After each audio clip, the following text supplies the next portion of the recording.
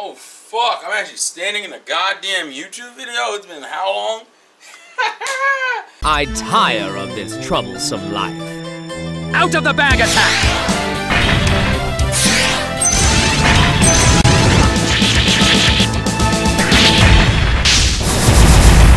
Yo, what's up guys, the Insane Game Freak here. I feel bad because I haven't really made a traditional video in so fucking long, as people like to casually remind me in various ways. I don't know, fucking clocked it, I get it. I haven't put out anything, I get it. I figured I finally had an idea click in my brain that I wanted to have as a discussion video instead of a streaming topic, because it actually requires more input from you guys, because I haven't really figured out where I sit on the fence of this whole situation. And that comes to the subject of guide games. If you've been watching me on Twitch, you know that maybe about a month or so ago, I finally beat Final Fantasy VII for the first time.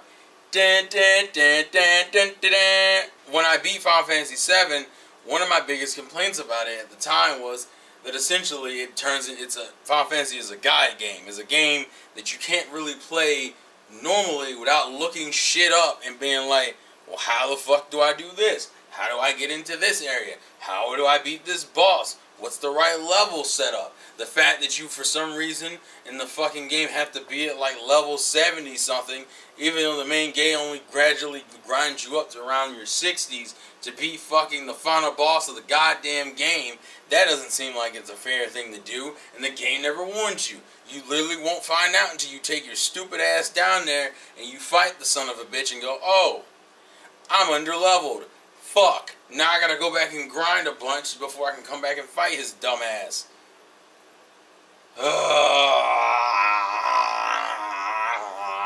But to give a clear understanding of what a guide game actually is, it's a game, now there's different tiers of guide games, but it's essentially a game that you cannot progress without having to look up some material. I'll give you, for example, I view Final Fantasy VII as a guide game. I view Pokemon as a guide game. That's how wide this fucking spectrum is. And some of you would go, why the fuck is Pokemon considered a guide game? But Pokemon's also a different type of guide game. For example, Pokemon to me is more of a post-game guide game. Meaning, for the main story, you don't really need to look up a guide about most of this shit. I can't even think of a situation where you're not told or explained to how to get to or get a certain item or to get through a certain pathway or what you have to do next. Like, Pokemon's pretty straightforward about it. What makes Pokemon a guide game is its post-game. I'll give you a clear example. Remember how you had to figure out those stupid-ass messages that were in, like, Braille coding in Ruby and Sapphire to get access to fight and catch the Regirock, Steel, and Ice, right? You had to decode this these dot messages, and then that message would tell you what to do, and then you had to do it in order for the shit to trigger for you to get through the cave to find the Reggie, Ice, Steel, or Rock, fight the motherfucker, and catch it. But here's the thing. There was nothing in the game that decoded this dot message system. So how the fuck were you supposed to get figured out? Oh, that's right, by buying the fucking guidebook. What in the fuck? That is an example of there was no way in the game you were going to figure that out. You specifically would have to go to another source to figure that shit out. Then you have an example of a guide game in the form of Xenoblade 2. Now, for a while I used to view Xenoblade 2 more of a guide game than it actually is, but the main thing that makes Xenoblade 2 a guide game is, oh fuck, there's a bunch of materials I need for certain dishes and certain things I need to craft and make. How do I get those materials? Well, I don't fucking know. I guess I gotta go look up a guide to figure out which enemies drop it, and what time of day, and in what fucking parts of the goddamn map. Otherwise, also you had like subtle things, for example, with core crystals. Now, core crystals themselves is not a guide thing, because it's randomized, it's RNG. But it is found out through pretty much player experimentation that if your luck is higher, you have a better chance of getting a rare blade. So now I gotta look up everything I can do to boost my luck, so when I run a fucking rare core crystal, or a legendary core crystal, or a common core crystal, or an uncommon core crystal, boom, God, let me get let me get Cosmos, you son of a bitch. And just, And then Final Fantasy VII has dumb shit like, oh look, there's a relationship system with fucking Tifa and Aerith, and you can end up going on a date with one of them. But you have to fill up the gauge by responding correctly to them as the game proceeds in order to trigger the date event to happen with the character you want. How do you know this exists? You don't. How do you figure it out? You don't.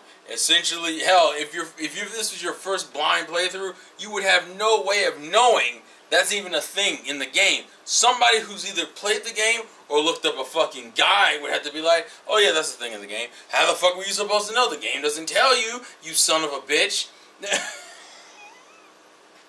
How the fuck are you supposed to know? Now, granted, it's all like explained in different ways. To give an example, Final Fantasy VII is an old ass game, and back in the day, let's be real, us as kids, we couldn't afford to buy a new game every fucking month. Hell, or even like every other month, right? Most of the time, you bought a game, that was your game for at least 6 months, and you might get one more at Christmas, and that was it. So, in order to make the game more interesting, they added in all these little nooks and crannies and special events and things you could do that you wouldn't figure. There was no way you would figure out on your first playthrough, right? Like the fact that you can get Yuffie and Vincent as secondary characters.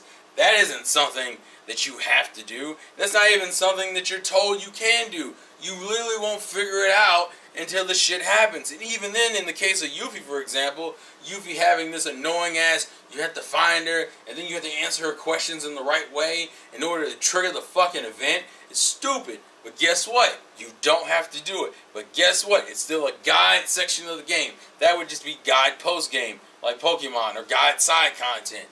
Where it's not like you don't need Yuffie for the main game. Although the shit with Sephiroth at the end of the game, and you have to be at a certain level to beat him, that is some guide shit. Because you would not know that Sephiroth overly levels you out until you fought him and went, fuck, he's one-shotting me with everything. How do I stop that? Oh, you're in the level. Well, what the fuck? How was I supposed to know what level he's at? Especially what makes that whole situation worse is that the first 2 boss forms you fight before even fighting his dumbass are all in the 60s. So you literally would not know he overlevels the shit out of you until you got to him. The final part of the goddamn fight. Oh, yeah, he outlevels the shit out of you. Eat a dick! It's fucking garbage. Or, for example, and RPGs have a lot of these problems. I think RPGs are the most notorious guide games. But in some aspects, that shit's cool. Like how you have to figure out certain enemy weaknesses because the game doesn't tell you. But if you experiment, oh, boom, machines are weak to lightning. It's cool shit, right? Or the fact that, like, I think early on in Final Fantasy VII, you can steal a certain weapon. I think Cloud, there's another weapon available to Cloud, but you have to steal it from an enemy in order to get it so you can use it, which makes fights a little easier for a little while until Cloud gets a better weapon, which won't happen for a decent bit into the game. That's cool, subtle shit, but it's not shit you have to do, right? So that's why I'm always conflicted with guide games, because in some aspects, it's not that bad of a thing. If anything, it makes you more interested and more invested into a game. Because the 2 main reasons why you look up a guide for a game is either A, the game is bullshit and you have to look up a guide because you can't figure out what the fuck you're supposed to do, or the second reason why you look up a guide is because the shit you're so engaged into it and you want to do and learn more about the game, you have to look up guides. It's very fucking conflicting to me. For the longest time, I used to look at guide games as a pain in the ass and then realize some of my favorite games are guide games. I mean, for God's sake, hell, Kingdom Hearts does the same shit with materials where you have to figure out what materials you have to do in order to get certain weapons. Or in Final Fantasy VII, to get some of the ultimate weapons, you have to go in certain areas and fight bosses that you really can't fuck with just to get to the weapon you need. Or the stupid Don Cornetto section in early on, where you had to get like if you get the perfect outfit, Don Cornetto will choose you over Tifa and Aerith, and it can reward you with like bonus shit. But how the fuck do you know that's even a thing you can do? And the fact that you can only try these mini games once, like for example, the wig. I fucked up on the stupid squatting mini game, so guess what? I got the worst wig. And I didn't realize that I could only try that mini game once until after it was already over and I'd already saved the game. That's the kind of shit that's annoying, but it also makes repeat playthroughs more interesting as a result. Because now you're like, well, fuck, I couldn't do such and such. Hell, I think, hell, a point and click or a choose your own adventure kind of game, like the Telltale games are like that in a way. Those are guide games because your first playthrough is meant to be like you just making your choices and shit happening. Until Dawn would be considered a guide game in that sense.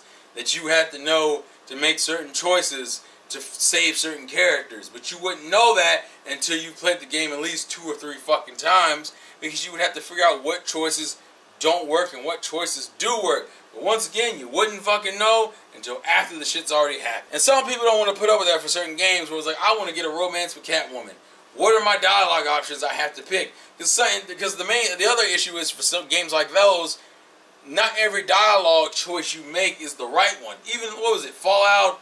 Is it Fallout New Vegas that does something similar in that shit? If you want a particular outcome, you won't know how to get it until you fuck up 3 or 4 times. Now, some people would argue that's a part of the game. Some people also argue that's padding. That's an annoying way of being like, if I want this outcome, I have to do this, that, and this. And sometimes I'm not told that I can get it. Hell, I'm conflicted because in some aspects, those games, that's half of the fun of them, is figuring out what you said right or wrong to get the result you want. And then you have other games that aren't fucking consistent with the rules and you just get screwed on.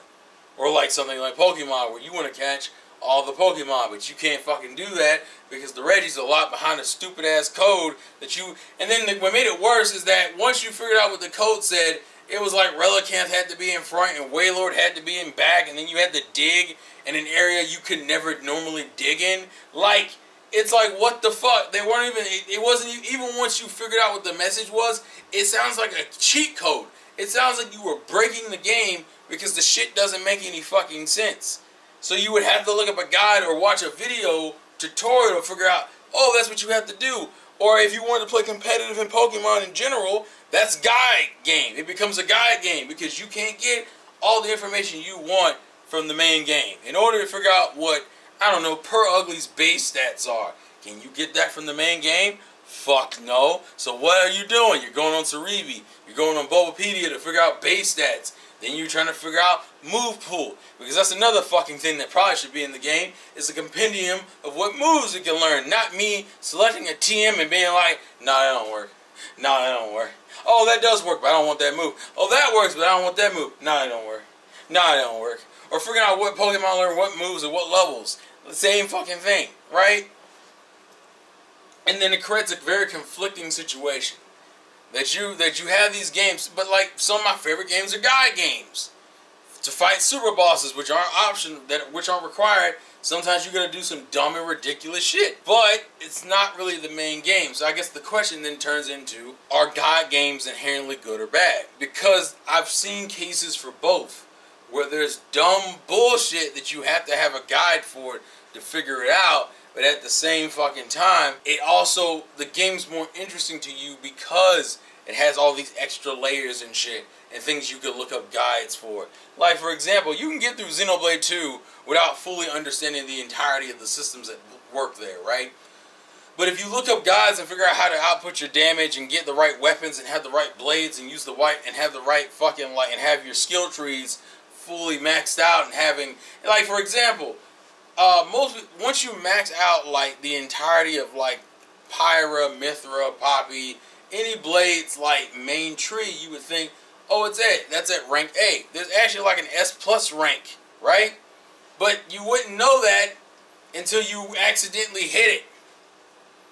Because there's nothing in the game that naturally just tells you, oh, you're at S+ rank. Because it's not invisible because it'll show you once you hit it.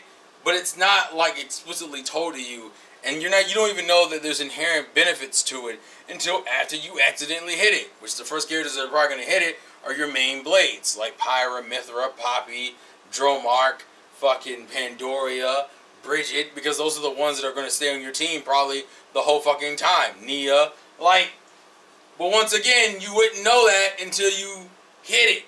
And once again, you don't need that to beat the game. But it's like a cool extra layer that's just hanging out there. And realistically, your blades need to be that when you're fighting super bosses 100%. But once again, you won't know until, boom, it happens. So once again, my main question and the point of this video is is being a guide game a good or bad thing? And whichever way you lean, why is that? I'm just curious because there are aspects of both sides of it that I'm like, that's cool as fuck, but it's also annoying as fuck because I don't have to deal with all this dumb shit just to get to a certain part of the game to have fun. But at the same time, the games that I truly love are games I went and looked up all this extra shit on. Half the reason why Final Fantasy is loved the way it is wasn't off of the first playthrough alone. Motherfuckers went back and looked up, oh, you can do this, or you can get this weapon, or you can get characters maxed out at certain stats with these weapons if you grind certain material at this point in the game. Like, it's that the convoluted shit you need the guide for is a pain because you won't figure it out normally. But it's also great because if I love the game, there's a bunch of shit now I can still do with it. It's so conflicting. And then like I said before, it all dictates. There's different types of guide games. There's guide games that are for the main story, guide games that are only guide games and side quests and post game. Like it's different levels. But please leave your thoughts and comments in the comment section below and tell me what you guys think. Thank you guys for watching. I'm gonna try to maintain some semblance of like actual videos normally. It's a slow process, but we're working on it. With all that being said, life's a game, play to win, and I will catch you guys later. I'll see you guys later. And if you want to end the video, you have to pull up a guide because I'm not ending it for you. I'm just not doing it.